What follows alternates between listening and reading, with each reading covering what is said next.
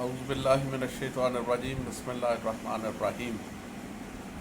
پیارے لسنرز، آج آپ لوگوں سے دل کی باتیں کرنے کا دل کر رہا تھا، تو میں نے کہا چلیں اس کو آغاز کرتے ہیں.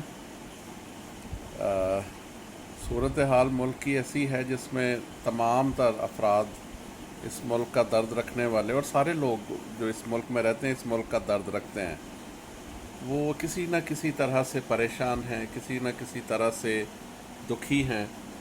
اور یہ دکھ اور پریشانی کسی سولوشن کی بجائے مزید اضافہ اس میں ہوتا چلا جا رہا ہے، اور یہ بات کسی بھی سوچنے سمجھنے والے ذہن کے لیے تکلیف کا باعث ہوتی ہے. تو سیاسی حالات سے ہی آغاز کرتے ہیں کہ سیاست کے بغیر ملک نہیں چلتے. سیاسی جماعتیں، سیاسی لوگ، سیاسی فیصلے، یہ ایک essential part of national life ہوتے ہیں. اس میں غلطی کا بھی امکان ہوتا ہے. تمام جو ہیومن ایکشنز ہوتے ہیں اس میں ٹو ایرز ہیومن کا ایلیمنٹ موجود ہوتا ہے، لیکن ناٹ دیٹ کہ ہم اس حد تک انتہا پہ چلے جائیں کہ بعد میں پھر ہم ایک دوسرے سے نظریں ملانے سے بھی جائیں اور ایک دوسرے کی خوشی اور غمی میں شرکت سے بھی محروم ہو جائیں. ایسا نہ کریں. اگرچہ صورتحال چارجڈ ہے اور کسی حد تک اس صورتحال کو چارجڈ ہونا چاہیے. ایسا نہیں ہے کہ آپ کے ساتھ کوئی بھی کچھ بھی کر لے تو آپ اس پہ ریئیکٹ بھی نہ کریں. ریئیکشن دیں، بھرپور طریقے سے دیں، لیکن اور ابھی تک جو بات چل رہی ہے وہ ابھی تک صرف تکلیف اور اندیشہ ہے. اللہ کرے یہ اندیشہ ہے دور دراز ہو، اس میں کوئی سچی مچی کی کوئی بات نہ نکل آئے. مطلب یہ ہے کہ ہمارے ملک میں جو اپریل کے منتھ میں ہوا، یہ ایک unique episode of our national history ہے. مورخ اس کے بارے میں لکھے گا، اور مورخ کا جو دل کرے گا لکھے گا. وہ کسی سے اس کو لینا دینا نہیں ہوگا. آج کسی کا کوئی مطلب کوئی فیورٹ ہے، کسی کا کوئی مخالف ہے، لیکن وقت کے ساتھ ساتھ جو معاملات ہیں وہ تبدیل ہو جاتے ہیں. تو مورخ پہ یہ چھوڑتے ہیں کہ کس کا کتنا قصور تھا، لیکن آج ہم لوگ یہ دیکھیں کہ ہم لوگ تو کہیں قصوروار نہیں تھے. ہم لوگوں نے کہیں کسی جگہ پہ قصور تو نہیں کیا. تو یہ بات آلریڈی میری آن ریکارڈ ہے کہ ہمارے تمام تر اسٹیٹ کے جو انسٹیٹیوشنز ہیں وہ اپنی بالادستی پہ بات کر رہے ہیں. کوئی قوم کی بالادستی کی، عام آدمی کی ویلفیئر کی بات کم ہوتی ہے. اگر ہمارے ایک ادارہ ہے جو قانون سے ریلیٹڈ ہے، وہ اپنی سپریمیسی کی بات کرتے ہیں. جو قانون بنانے والے ہیں وہ اپنی سپریمیسی پہ کوئی کمپرومائز نہیں کرنے دیتے. جو اس کی ایگزیکٹو کا ایلیمنٹ، ایگزیکٹو کے لوگ ہیں، وہ یہ سمجھتے ہیں کہ چونکہ انہوں نے سارا کچھ ایگزیکیوٹ کرنا ہے تو وہ سب سے سپیریئر ہیں. اور جو وطن کی دفاع کی ذمہ داری سنبھالے ہوئے ہیں وہ یہ سمجھتے ہیں کہ چونکہ دفاع وطن ان کی ذمہ داری ہے اور انہوں نے بڑی کامیابی سے اس ملک کا دفاع کیا ہے، لہٰذا وہ اپنی سوورینٹی، اپنی پریسٹیج، اپنی سپریمیسی پہ کوئی کمپرومائز نہیں کرنے دیتے. تو پھر آ کے نا جب افراد اور انڈیویجولز کے زیر اثر ادارے اتنے طاقتور ہو جاتے ہیں تو پھر عام آدمی کی جو بات ہے نا وہ نہیں سنی جاتی. اس وقت مسئلہ عام آدمی کی بات سننے کا ہے. عام آدمی اب پاپولر سینٹیمنٹ کو کوئی نہیں سن رہا. پاپولر سینٹیمنٹ کی کوئی اہمیت کوئی نہیں دے رہا. اور یہ دیکھیے کہ لوگ جو عمران خان کے پیچھے جا رہے ہیں، وہ لوگ جو عمران خان کے علاوہ پولیٹیکل پارٹیز میں جا رہے ہیں، وہ لوگ اپنی آواز بتانا چاہ رہے ہیں کہ بھائی ہم اس ملک کا بہت کثیر حصہ ہیں، ہمارے بغیر یہ ملک نہیں ہے. اگر آپ اس ملک کا اسینشیل پارٹ ہیں تو ہم بھی اس ملک کا اتنا ہی اسینشیل پارٹ ہیں. اگر کسی نے حکمرانی کرنی ہے تو ہم پہ کرنی ہے. اگر کسی نے قانون کا احترام کروانا ہے تو وہ ہم سے کروانا ہے. اگر کسی نے دفاع کرنا ہے تو وہ ہمارا کرنا ہے. اور اس کے نتیجے میں ہم بھی آپ کو بڑا کچھ دیتے ہیں. ہم آپ کو اوبیڈینس دیتے ہیں، ہم آپ کو سپیس دیتے ہیں، ہم اپنا ٹیکس اکٹھا کر کے آپ لوگوں کے لیے وسائل مہیا کرتے ہیں. اور سب سے بڑی بات، ہم آپ لوگوں سے محبت کرتے ہیں اور ہمیں آپ لوگوں سے بڑی ساری توقعات ہیں، اور ہماری توقعات پوری نہیں ہوتی، ہمیں بہت دفعہ مایوسی ہوتی ہے۔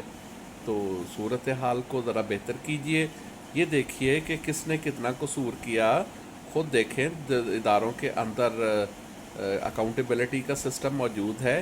یہ دیکھیے، ہمیں بتایا گیا تھا کہ جو آج کل جو ہمارے پرائم منسٹر محترم ہیں، ہمارے جو پنجاب کے چیف منسٹر ہیں، جو ہمارے سندھ کے جو حکمران جماعت ہے، انہی کے جو وزیر خارجہ بن گئے، ہمیں یہ بتایا گیا تھا کہ انہوں نے لوٹ مار کی، انہوں نے لنڈن میں فلیٹ بنا لیے، انہوں نے وہ پیناما لیکس ڈان لیکس کر دی، یہ ملک کے دفاع، ملک کے لیے سیکیورٹی رسک ہے۔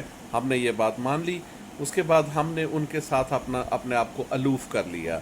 لیکن آج ہمیں اتنا اب ہمارا حق بنتا ہے نا کہ ہمیں بتایا جائے کہ اب انہوں نے کہاں پہ بیٹھ کے توبہ کر لی، اور انہوں نے کیا اپنی پیراڈائم شفٹ کیا کہ وہ لوگ آج بہتر ہو گئے۔ آج وہ سارے اداروں کے ساتھ ان کی کوارڈینیشن بہت زیادہ ہے، اور باقی جو اس کے برعکس تھا وہ ایک ہی شخص ہے، عمران خان ہے۔ تو اس نے کون سی غلطی کی تھی کہ جس سے ملک کی سالمیت کو خطرہ پیدا ہو گیا، جس سے ہمیں اقوام عالم میں ہماری توہین یا تذلیل ہو گئی؟ اگر ایسا ہے تو وہ کیوں نہیں بتایا جاتا؟ گورنمنٹ بن چکی ہے، گورنمنٹس آتی ہیں چلی جاتی ہیں، ہم نے اپنی زندگی میں بڑی ساری حکومتوں کو بنتے ہوئے اپنے ملک میں دیکھا، بڑی ساری حکومتوں کو ٹوٹتے ہوئے دیکھا، اور ان کے مختلف عوامل بعد میں نظر آئے۔ لیکن اب اٹ از ٹو مچ۔ اب یہ دیکھیے کہ آپ لوگ مطلب یہ دیکھیں کہ کیا عوامل تھے۔ امریکہ کیا اس کا ایک ذمہ دار عامل ہے؟ کیا ہماری اسٹیبلشمنٹ کہیں ان نیسیسریلی ڈر گئی یا ڈرا دی تو نہیں گئی؟ کہیں ہمارے جو سیاسی ادارے ہیں انہوں نے دیگر اداروں کے ساتھ کوئی چالاکی تو نہیں کر لی؟ تو یہ سوچنے کا کام ہے، اور یہ سوچنے کا کام کس کا ہے؟ یہ انٹیلیجنشیا کا کام ہے۔ وہ لوگ سوچیں، یہ اسکول کے ٹیچرز، کالج کے ٹیچرز، یہ ہمارے سیاستدان، ہمارے محقق، ہمارے مفکرین، ہمارے رائٹرز، ان کو سوچنے دیں، ان کو بولنے دیں۔ بس یہ ہے کہ تلخی کا ایک لیول طے کر لیں کہ اس سے آگے تلخی نہیں، وائلنس ہمیں کسی صورت نہیں چاہیے۔ ہم نے ہماری نیشنل ہسٹری میں وائلنس بہت زیادہ رہا ہے۔ جب ہماری تخلیق ہو رہی تھی بحیثیت ملک، تو وہ وائلنس ابھی ہماری نظروں سے تو نہیں، ہمارے ذہنوں سے تو نہیں اترا۔ پھر اس کے بعد 1971 بھی ہم نے دیکھا ہوا ہے، وہ وائلنس بھی ہمیں پتہ ہے۔ اس کے بعد 1977 کا وائلنس ہم نے دیکھا ہوا ہے، ہمارے بلوچستان میں، ہمارے وزیرستان میں، قبائلی علاقوں میں جو تشدد ہوا وہ ہم دیکھتے ہیں، اور اس میں کسی کو ہم بے قصور بھی نہیں کہہ سکتے۔ ہم سب، ہماری قوم کے تمام تر جو آرگنز تھے وہ اس کے کسی نہ کسی طرح سے قصوروار تھے۔ تو اب دیکھیے کہ ہم نہاد ہو کے پاک پوتر ہو جاتے ہیں، اور پھر اپنی اکاؤنٹیبلٹی نہیں کرتے، کسی کو کرنے نہیں دیتے، اور پھر حالات کو خراب سے خراب تر کرتے چلے جاتے ہیں۔ تو کیسا ہو کہ اگر ایک نیشنل ڈائیلاگ ہو جائے، اگر کسی سے غلطی سرزد ہو گئی ہے تو اس کو ہم کہیں کہ بھائی تم نے یہ غلطی کی ہے، اس غلطی کے نتیجے میں اس کا ہر غلطی کا کوئی نہ کوئی حل بھی ہوتا ہے، تو وہ حل ڈھونڈتے ہیں۔ اب ہمیں سلوشنز کی طرف چلنا چاہیے۔ اب اتنا ٹیمپریچر نہ بڑھائیں کہ کہیں گلی محلوں میں وہ جو شیخ رشید صاحب جس طرح سے کہتے ہیں کہ کہیں سول وار ہو جائے، ہم لوگ توہین مذہب کے پرچے ایک دوسرے پہ کاٹتے ہیں۔ ہمارے ملک میں مذہب کی توہین کرنے والا کوئی بھی نہیں ہے، یہ اپنے جذبات کے اظہار میں کہیں کمی بیشی ہو جاتی ہے، لیکن ایسا بھی نہیں ہونا چاہیے۔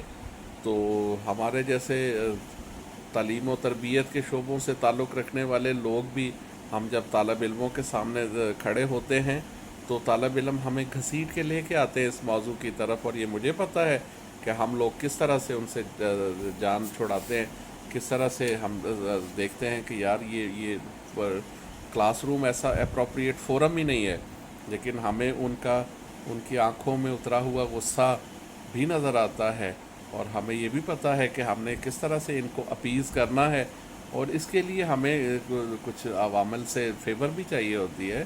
ہمیں یہ چاہیے ہوتا ہے کہ کہ ملک میں سیاسی درجہ حرارت کم ہو. ملک میں اب ایسی کوئی بات کر ہی نہیں رہا کہ مہنگائی کم کریں گے, پیٹرول کی قیمتوں کو بہتر کریں گے, اکانومی کو بہتر کریں گے.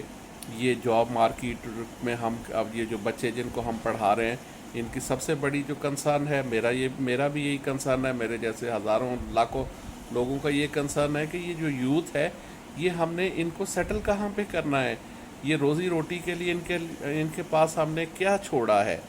تو یہ ساری چیزیں جو ہیں یہ ان کو ہمیں بڑی توجہ کے ساتھ دیکھنا ہے, اور یہی ہماری جنگ ہے. ہماری امریکہ کے ساتھ کوئی جنگ نہیں ہے, ہماری رشیا کے ساتھ کوئی جنگ نہیں ہے, ہماری انڈیا کے ساتھ بھی کوئی جنگ نہیں ہے. جو جنگ ہے وہ ہمارے سرحدوں کے اندر کی جنگ ہے. یہ بھوک اور افلاس کے خلاف جنگ ہے, یہ جہالت کے خلاف جنگ ہے, یہ بے روزگاری کے خلاف جنگ ہے, اور ان عوامل کے خلاف جنگ ہے جو ان عوامل کی پیدائش کا باعث بنتے ہیں. تو میرے عزیز دوستوں, میرے بھائیوں, میرے بزرگوں, ہمیں ان چیزوں کو اب سوچنا شروع کر دینا چاہیے, اور زیادہ دیر نہ کریں. کہیں ایسا نہ ہو کہ وقت ہمارے ہاتھ سے نکل جائے اور پھر ہم ہاتھ ملتے بیٹھے رہیں. ہم بڑی دفعہ ہاتھ مل چکے ہیں. تو میرے پاس یہ بات تھی. اب اگلے ویلاگ میں اگلی بات کریں گے. Thank you very much.